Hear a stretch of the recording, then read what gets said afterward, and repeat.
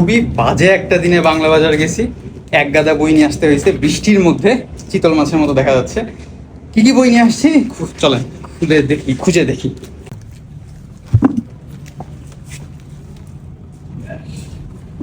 অনেকগুলা বই, তো একে একে একটু দেখে নিব কেন এত ভারী হয়েছে আর কেন এতগুলা হয়েছে। এইটা হচ্ছে আজকে আনবক্সিং করবো না, সুন্দর করে প্যাকেট করা আছে। রুমের ভেতরে আনবক্সিং না করার চেয়ে সুন্দর একটা পরিবেশে আগামীকালকে আনবক্সিং করব। এইটাতে দুইটা বই আছে, একটা সিরিজের দুইটা বই।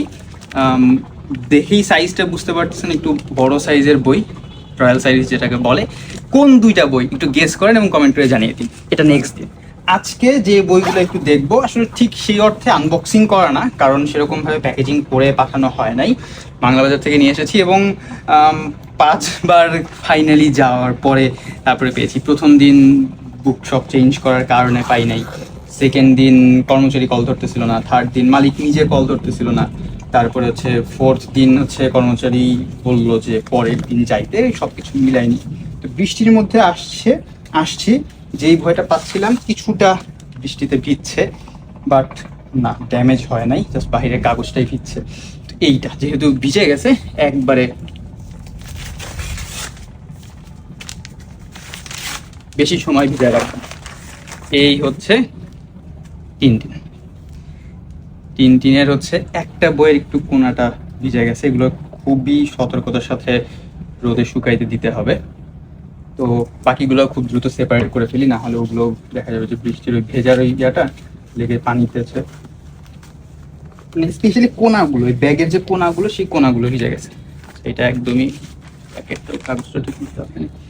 এই হচ্ছে সবগুলা। আমি আপাতত একটা একটু দেখবো যে বৃষ্টিতে ভিজে কোনো ইয়া হয়েছে কিনা। না, বৃষ্টিতে হয়ে যায় না। আচ্ছা, আর এর সাথে এটা হচ্ছে একজনের জন্য গিফটের জন্য আনা হয়েছে, যদিও বেগ বাস্টার্ড সিরিজ আমরা এর আগেও এনেছি। এই হচ্ছে বেগ বাস্টার্ড সিরিজের একটা কই,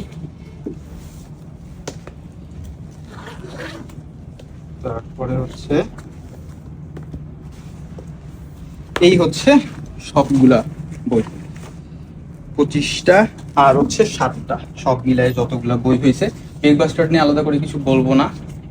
নেমেসিস, তারপরে কন্ট্যাক্ট, কন্ট্রোল 7 নম্বরে, তারপরে নেক্সট করাচি, কনফিউশন, নেক্সাস। যেটা দেখে নিলাম যে এর আগের বার যখন নিয়েছিলাম একটা বই ডাবল হয়ে গেছিল।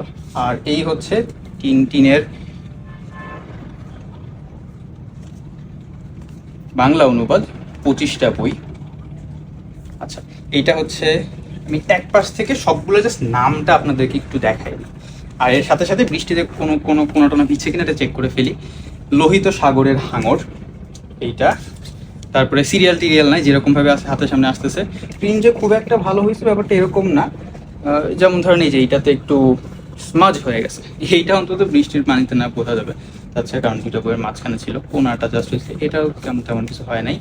কাকড়া রহস্য, তারপরে হচ্ছে সূর্যদেবের বন্দি, তারপরে চাঁদে টিনটিন, প্রচুর গরম লাগতেছে, ঘেমে গেছি।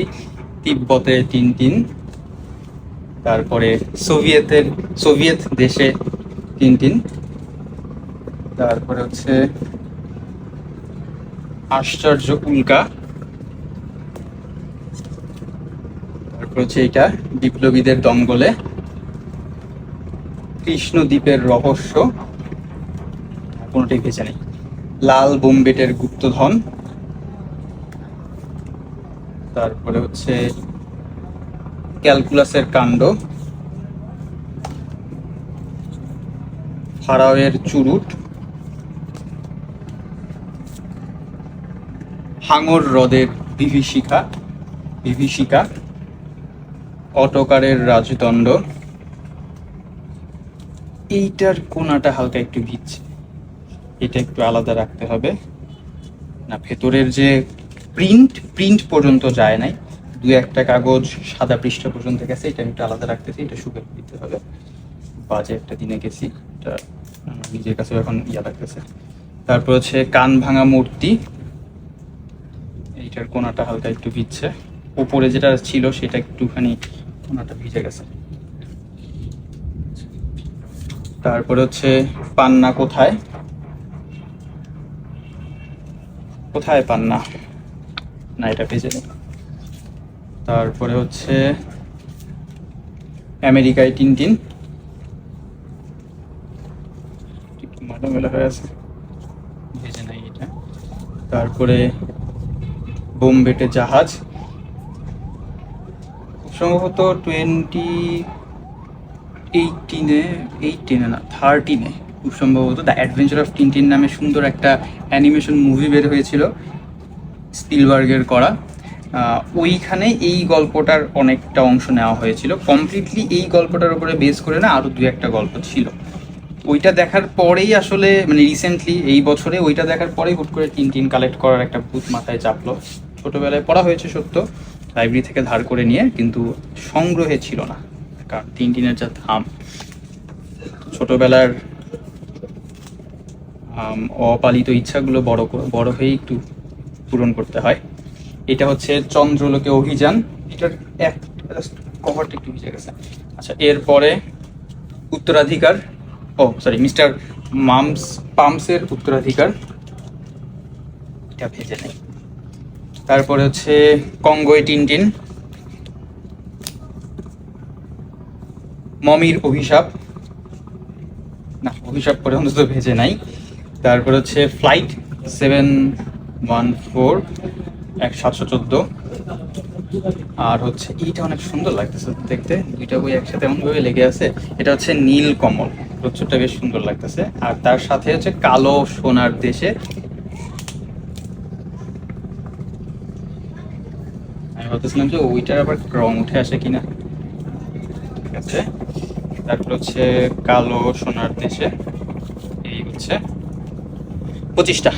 তো আমি আসলে সবগুলা চেক করে যা বুঝলাম যে কোনোটা রিপিট হয় নাই, অন্তত যদি আপনার মনে হয় যে কোনোটা রিপিট হয়েছে জানাই দেন কমেন্ট করে, আমি আসলে ওরকমভাবে খেয়াল রাখি নাই। এই হচ্ছে টোটাল 25টা। আজকের এই সুন্দর বিরূপ আবহাওয়ায় 3টা বইয়ের একটু কোনাটা হালকা করে ভিজে গেছে, খুব ম্যাসিভ লেভেলে ড্যামেজ হয় নাই, ম্যাসিভ লেভেলে ড্যামেজ খুবই কম হয়েছে। এই 3টা একটু শুকাইতে দিব।